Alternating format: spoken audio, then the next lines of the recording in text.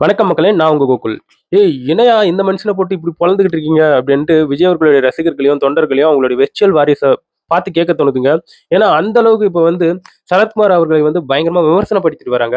So rummy நாயகன்னு சொல்றாங்க. அவருடைய கட்சி எங்க காணாம போச்சு? அப்படின்ட்டு இப்படியெல்லாம் பேசுறாங்க. ஸோ தமிழ்நாட்டுல வந்து இனிமே எலக்ஷன்ல நின்னா அவருக்கு சரியான வாக்குகள் வராது அப்படின்ட்டு தான் என்டிஏ கூட்டணியில போய் அவர் வந்து சேர்ந்துட்டாரு. ஸோ அந்த இடத்துல கூட அவருக்கு வந்து பார்த்து பார்த்து தான் அந்த இடத்துல அவங்களுக்கு வந்து சீட்டு குடுத்துக்கிட்டு இருக்காங்க. ஸோ அப்பேற்பட்ட ஒரு மனுஷன் எப்படி இந்த மாதிரிலாம் பேசலாம்? விஜய் அவர்களை பற்றி இப்படி பேசலான்ட்டு ஏகப்பட்ட விமர்சனங்களை வந்து இப்ப வந்து அடுக்கிட்டு இருக்காங்க சரத்குமார் அவர்களுக்கு எதிராக. ஸோ ரீசென்ட் பிரஸ் மீட்ல சரத்குமார் அவர்கள் வந்து என்ன பண்ணியிருப்பாருன்னா, ஸோ விஜய் அவர்களையும், விஜய் அவர்களுடைய டிவிகே கட்சியும் விமர்சனம் பண்ணியிருப்பாரு. அதுல குறிப்பா சொல்லணும்னா, அந்த கரூர் ஸ்டாம்பீடுன்னு சம்பந்தப்பட்டு சில விஷயத்த வந்து பேசியிருப்பாரு. அப்ப வந்து அதுல பாதிக்கப்பட்டிருக்க குடும்பங்களை வந்து போயிட்டு நேர்ல பார்த்து அவர் வந்து துக்கம் மாரி அனுசரிச்சாரு. அந்த 46 குடும்பங்கள அப்படின்ட்டு ஏகப்பட்ட விஷயங்களை சொல்லி சரத்குமார் அவர்கள் வந்து விமர்சனம் பண்ணாரு. ஸோ இதை கேட்ட டிவிகே தலைவர் விஜய் அவர்களுடைய ஃபேன்ஸ், தொண்டர்கள் அவங்க ஸோ இன்ஃப்ளூயன்சரா இருப்பாங்க இல்லையா ஒரு சிலர். அவங்க வந்து இப்ப வந்து சரத்குமார் அவர்களை வந்து ரொம்ப கடுமையாக விமர்சனம் பண்ண தொடங்கிட்டாங்க. கடுமையா தாக்கிட்டு இருக்காங்க. ஐயோ!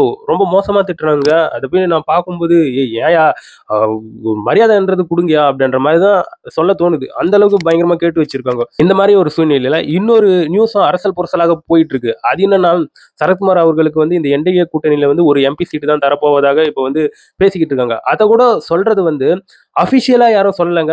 ஜஸ்ட் இப்படி ஒரு தகவல் வந்திருக்கு. சரத்குமார் அவர்களுக்கு வந்து ஒரு எம்பி சீட் தருவதாக அப்படின்னு சொல்லி, அதிலயும் அவர வந்து பயங்கரமா ட்ரோல் பண்ணிட்டு இருக்காங்க. ஸோ அவருடைய அரசியல் சார்ந்து இருக்கக்கூடிய அந்த ஹிஸ்டரிய வச்சும் ட்ரோல் பண்ணிட்டு இருக்காங்க.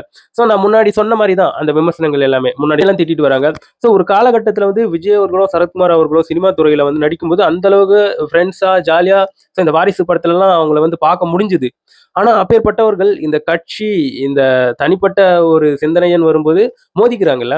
ஸோ இந்த இடத்துல வந்து யார நம்புறது பரமா அப்படின்ற மாரி தான் சொல்ல தோணுது. எனிவேங்க அரசியல்ன்னு வந்துட்டாலே அப்படித்தானே. ஸோ அவங்கவங்க அவங்கவங்க லாபத்தை நோக்கி தான் அவங்களுடைய கணக்கெடுப்பை வந்து முன்னெடுப்பாங்கன்றதுல வந்து மாற்று கருத்தே கிடையாது. நான் யாரையும் குறிப்பிடல, குறிப்பிட்டு சொல்றேன் எல்லாரையுமே. ஸோ இத பற்றி நீங்க என்ன நினைக்கிறீங்கன்றத என்னோட கமெண்ட் செக்ஷன்ல பதிவு பண்ணுங்க.